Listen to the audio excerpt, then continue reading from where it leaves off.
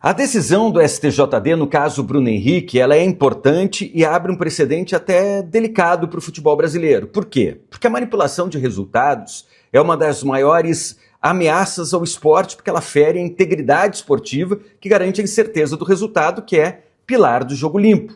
O Bruno Henrique foi condenado por atitude contrária à ética desportiva, mas os auditores entenderam que forçar um cartão amarelo não prejudicou o Flamengo, o que reduziu e muito a pena. Dois alertas importantes. Primeiro, a decisão ainda cabe recurso. O Flamengo deve recorrer ao pleno do tribunal e pedir o efeito suspensivo, o que mantém o jogador em campo até uma decisão final. Segundo, essa decisão só vale dentro do Brasil. O STJD é um tribunal nacional. Para ter alcance internacional, ele precisa pedir que a CBF oficie a FIFA, que é quem pode ampliar essa decisão para competições fora do país.